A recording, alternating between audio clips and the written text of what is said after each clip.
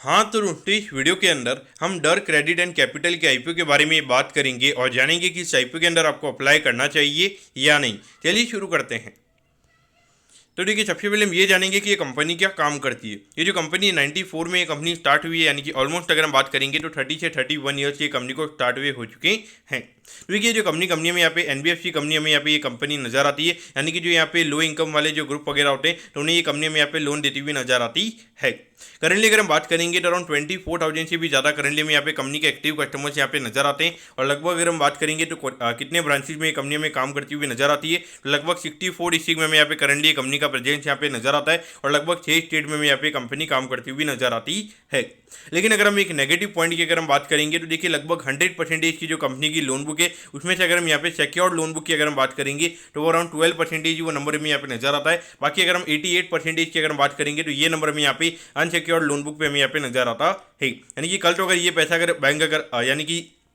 ये जो कंपनी है अगर ये पैसा अगर ये रिकवर नहीं कर पाते हैं तो वहाँ पे कहीं ना कहीं अगर हम देखेंगे तो यहाँ पे सीधा उनको एज ए लॉस यहाँ पे उनके बैलेंस शीट में यहाँ पे बुक करना पड़ेगा। तो पॉइंट ऑफ व्यू देखा जाए तो यहाँ पे इस टाइप की कंपनीज को लॉन्ग टर्म के हिसाब से अगर हम बात करेंगे तो ज़्यादा पी रेशियो मार्केट यहाँ पे नहीं देगा, क्योंकि मार्केट को हमेशा लगेगा कि यहाँ पे इनके पास में एसेट्स यहाँ पे नहीं है, यानी कि पूरा अनसिक्योर्ड लोन बुक है। अगर एकदम से अगर कोई पैसा यहाँ पे अगर नहीं देगा और क्योंकि यहाँ पे क्या होता है कि कभी भी अगर यहाँ पे बैड लोन होना स्टार्ट होते हैं तो वहाँ पे अधिकतर सब लोग यहाँ पे साथ में बैड लोन होना में यहाँ पे स्टार्ट होते हुए नजर आते हैं। तो पॉइंट ऑफ व्यू देखा जाए तो यहाँ पे थोड़ा कॉशियस ये नंबर को देख के आपको यहाँ पे ये कंपनी के रिगार्डिंग होना चाहिए। बाकी अगर हम बात करेंगे तो अराउंड अभी 224 एम्प्लॉइज हम यहाँ पे कंपनी के अंदर काम करते हुए नजर आते हैं। और अगर डेफिनेटली अगर यहाँ पे अगर ये कंपनी अगर हमें और ग्रो होती हुई नजर आएगी वहाँ पे एम्प्लॉय काउंट हमें यहाँ पे कंपनी का और बढ़ता हुआ नजर आएगा।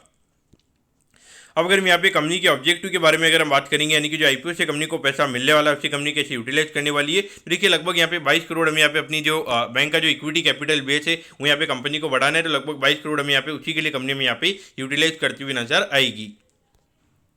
बाकी अगर हम कंपनी के फाइनेंशियल्स के बारे में अगर हम बात करेंगे तो देखिए 2023 में लगभग 25 करोड़ के लगभग ये कंपनी का रेवेन्यू का नंबर था। फिर ये नंबर में बढ़ के लगभग 33 करोड़ के लगभग होता हुआ नजर आया था और अभी 9 महीने में अराउंड 31 करोड़ के लगभग का रेवेन्यू का नंबर यहाँ पे कंपनी ने किया है, क्योंकि इंडिकेट कर रहा है कि लगभग एनुअलाइज टर्म में लगभग 40 करोड़ से ज़्यादा का रेवेन्यू का नंबर में यहाँ पे ये कंपनी का होता हुआ नजर आ सकता है।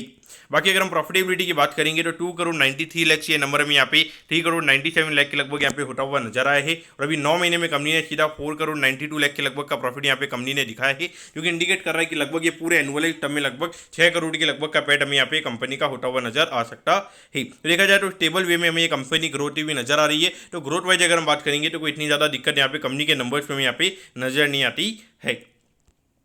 अब अगर हम आईपीओ की डिटेल्स के बारे में अगर हम बात करेंगे तो देखिए 21 मई को ये आईपीओ में स्टार्ट होता हुआ नजर आएगा और 23 मई को ये आईपीओ में क्लोज होता हुआ नजर आएगा। अगर हम प्राइस बैंड के बारे में अगर हम बात करेंगे तो 60 के कट ऑफ प्राइस पे कंपनी में शेयर देती हुई नजर आ रही है और 2000 शेयर का लॉट से जब यहाँ पे कंपनी का नजर आता है, यानी कि एक लॉट को अप्लाई करने के लिए 1,20,000 रुपये यहाँ पर आपको लगने वाली है। अगर हम इश्यू साइज की अगर हम बात करेंगे तो अराउंड 25 करोड़ 66 लाख के लगभग आईपीओ का इश्यू साइज हमें यहाँ पे नजर आता है और ये पूरा पैसा कंपनी के पास में जाता हुआ नजर आएगा। और इसमें अगर हम रिटेल कोटा की अगर हम बात करेंगे तो अराउंड 35% के लगभग हमें यहाँ पे कंपनी का रिटेल कोटा यहाँ पे नजर आता है, यानी कि लगभग 8-9 करोड़ के जो शेयर है वो हमें यहाँ पे रिटेल पब्लिक के पास में जाते हुए नजर आएंगे। बाकी अगर हम लिस्टिंग की अगर हम बात करेंगे तो एनआईसी के एसएम प्लेटफॉर्म पर ये कंपनी में लिस्ट होती हुई नजर आएगी।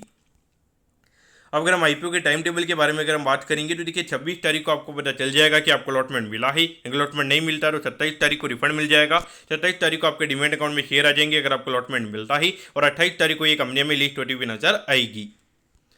अब अगर हम यहाँ पे कंपनी के वैल्यूएशन के पैरामीटर्स की अगर हम बात करेंगे तो देखिए ऑलमोस्ट यहाँ पे 85 करोड़ के मार्केट कैप पे कंपनी का आईपीओ में आता हुआ नजर आ रहा है। तो अगर ये साल अगर ये कंपनी 6 करोड़ के लगभग का प्रॉफिट अगर ये कंपनी करती है तो उसके हिसाब से अराउंड 14 के पी रेशियो पे ये कंपनी का आईपीओ में आता हुआ नजर आ रहा है। वैल्यूएशन वाइज अगर हम बात करेंगे तो आपको यहाँ पे थोड़ा सस्ता ये कंपनी लग रही होगी, लेकिन अगर हम बाकी जो स्मॉल एनबीएफसी जो होती है अगर उनके वैल्यूएशन की अगर हम बात करेंगे तो लॉन्ग टर्म में मार्केट ऐसी कंपनी को 10-12 से ज़्यादा का पी रेशियो नहीं देता है, क्योंकि मार्केट को हमेशा लगता है कि पूरा इनका जो मेजोरिटी ऑफ जो लोन बुक रहता है वो इनका अनसिक्योर्ड रहता है। वहाँ पे एकदम से कहीं ना कहीं बैड लोन्स आने की दिक्कतें रहती है। तो अगर आपकी जो अर्निंग्स होती है अगर वो काफ़ी ज़्यादा वॉलेटाइल होगी वहाँ पे कहीं ना कहीं मार्केट 10 से 12 से ज़्यादा का पी रेशियो में यहाँ पे नहीं देता हुआ नजर आएगा। यहाँ पर आपको क्या करना चाहिए, तो देखिए अगर हम देखेंगे तो आईपीओ का साइज काफ़ी छोटा है और उसके अलावा रिटेल कोटा भी अराउंड 35% के लगभग ही है, तो ज़्यादा फ्री फ्लोट भी यहाँ पे मार्केट में अवेलेबल नहीं रहेगा। तो मुझे लगता है कि एक थोड़ी नॉर्मल 15-20% के प्रीमियम के काइंड ऑफ डिमांड में यहाँ पे ये कंपनी की देखने को मिल सकती है। तो पॉइंट ऑफ व्यू देखा जा रहा है कि एक नॉर्मल एक